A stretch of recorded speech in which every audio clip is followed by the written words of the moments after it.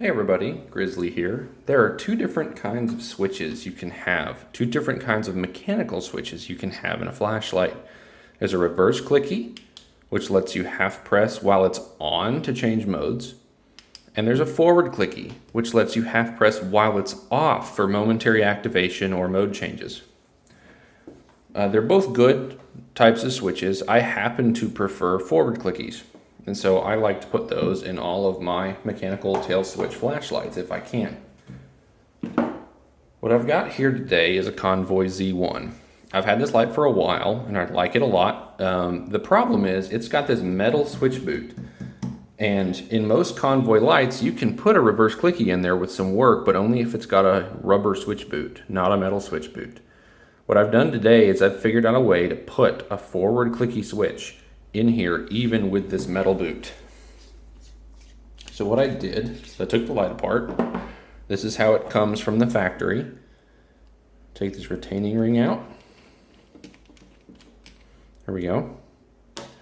And then here I've got my reverse clicky switch and a washer.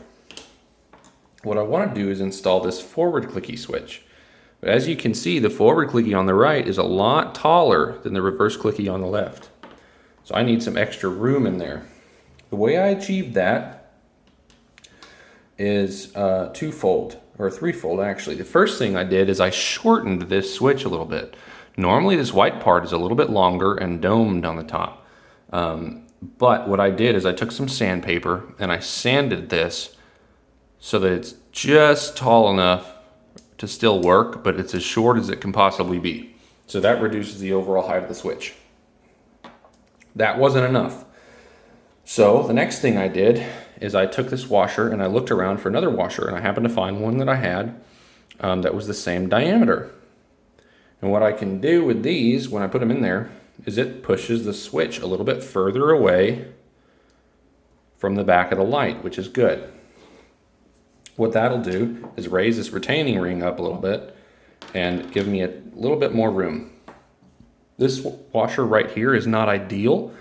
The best thing would be to have another one of these plastic washers that's a little bit thinner, or one this thickness with the same diameter as the plastic washer, as you kind of need that smaller diameter. This one works okay. The last thing I did, this took the most work, is I actually filed down on the inside of this. So if you look at this switch boot, there's a center part that presses down. If you push it down without a switch in there, it just pops out. What I did is I took this silicone boot off, and then if you see right here, there's kind of a little bit of a rounded part with some scratches on it. That was a lot taller, probably a 1/16 of an inch, maybe even an 1/8. But I filed it down really, really flat. And that gives me just enough room to fit that forward clicky. So when I put this back together, I put the piece of the boot in there first. Then I'm gonna put this black washer that came with it. Then I'm gonna put this other washer that I found. And again, it's better if you can have a washer that is the same diameter as this black washer, but this one is working okay for me. Then I take my forward clicky switch, pop it in there, grab this retaining ring, screw it down. It won't screw down quite as far as it was before, but it will thread in there enough to hold everything. And now I put this on. I have got momentary activation on my Convoy Z1, and I can click it to turn it on and off, but I don't have to, and that's what I was looking for. The only other thing I need to do now, and that's just because I happen to have one of the more powerful Z1s with a beefier driver. This is the stock spring. This is the spring that came on this Mountain Electronics forward clicky switch.